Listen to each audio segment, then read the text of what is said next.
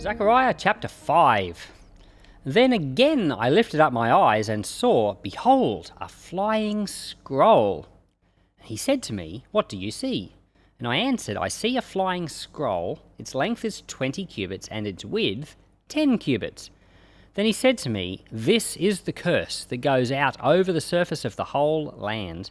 For everyone who steals shall be cut off according to it on the one side, and everyone who swears falsely shall be cut off according to it on the other side. I will cause it to go out, says Yahweh of armies, and it will enter into the house of the thief, and into the house of him who swears falsely by my name, and it will remain in the middle of his house, and will destroy it with its timber and its stones." Then the angel who talked with me came forward and said to me, "Lift up now your eyes and see what this is that is appearing." I said, "What is it?" He said, "This is the ephah basket that is appearing." He said, "Moreover, this is their appearance in all the land. And behold, a talent of lead was lifted up, and this is a woman sitting in the middle of the ephah basket." He said, "This is wickedness." And he threw her down into the middle of the ephah basket, and he threw the weight of lead on its mouth. Then I lifted up my eyes and saw, and behold, there were 2 women, and the wind was in their wings, and now they had wings like the wings of a stork, and they lifted up the ephah basket between the earth and the sky. And then I said to the angel who talked with me, "Where are these carrying the ephah basket?" He said to me, "To build her a house in the land of Shinar. When it is prepared, she will be set there in her own place." Well, this chapter sounds like one of those weird dreams you have when you wake up and you think, wow, strange. He sees 2 visions. Now, Zechariah has 8 visions. And I said in the first video, Zechariah chapter 1, that the book is quite apocalyptic. And by that, we don't mean end of the world. We mean really symbolic. And so he has these visions. He has 8 of them. And in this chapter, I think it's the 3rd and 4th, or it's the 4th and the 5th. I did write it down somewhere. This is the 5th vision.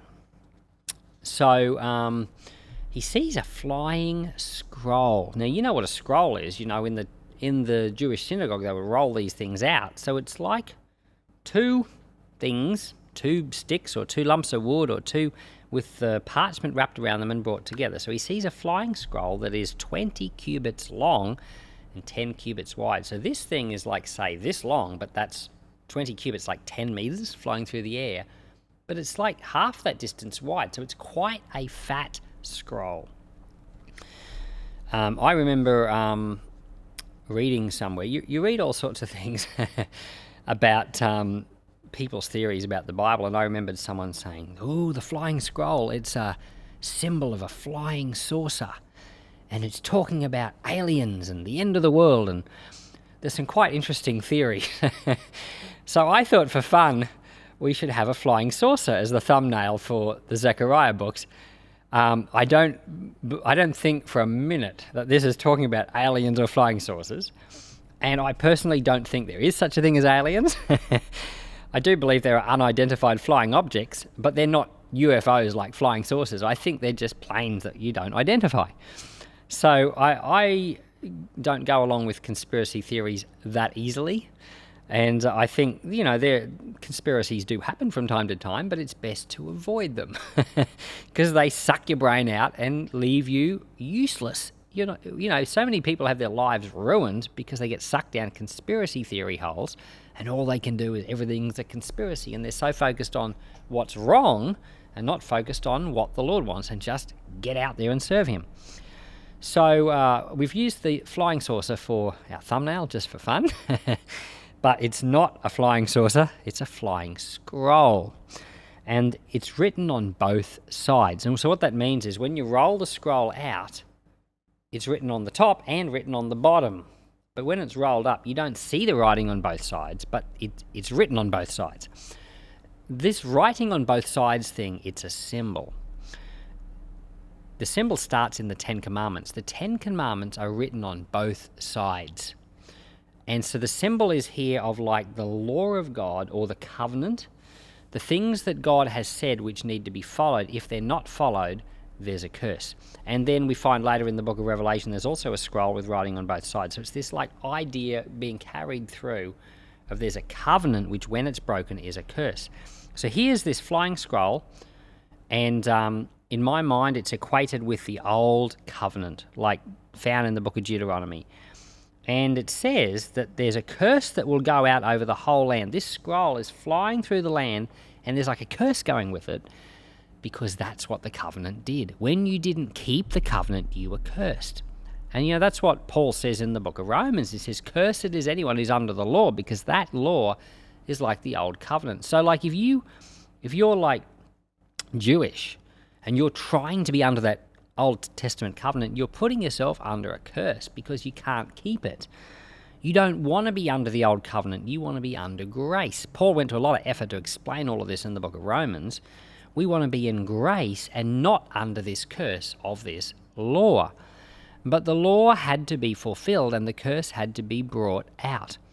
And so all the things described in the law in Deuteronomy chapters 27 and 28, it describes the curses and the blessings. All of those things were fulfilled in the life of Jerusalem, but they were like fulfilled in a greater way after this. Like in AD 70 when Jerusalem was destroyed, the temple was destroyed, the priests were destroyed, everything was completely demolished. That was like the fulfillment of the curse, you could say, although there's still a kind of a curse that follows people who keep trying to put them under that law. But here, Zechariah is kind of like talking about it as it's still an ongoing thing and hadn't been finished yet. So he says that this curse is going out all over the land. And basically, in a nutshell, if anyone doesn't keep the law, they're under a curse. And then he has a second vision in the same chapter of a basket. The basket has a lid of lead. Now, this particular version, the web version, the translation is really clunky and hard to understand. I actually, when I was reading this to get ready, I didn't understand what they were talking about. When I went and read it in the NIV, so, it makes sense. Sometimes this translation can be clunky, and it definitely is in this chapter. So it's this basket with a lid that's made of lead, and it's quite heavy. The lid is lifted off, and inside is this like woman, and it labels her wickedness. She's given a name, wickedness, in verse 8. And then after she's labelled wickedness, they put the lid back on her, and two other women come, grab the basket. They've got wings. They're like angels. They fly up and take her away to Babylon, and she's going to live there. So the whole chapter is these two visions. One vision is that there's a curse going out all over the land for those who haven't kept the law, but specifically those who lied and those who've stolen. And then wickedness is going to be taken out of the land and taken away. So Bert Kaufman, he said, concerning this wickedness that was taken away, he said, well, the Israelites, they were always turning their back on God, but after they went away to Babylon, they came back and never again were they idolatrous. They never worshipped any idols anymore because the Lord had taken away their wickedness.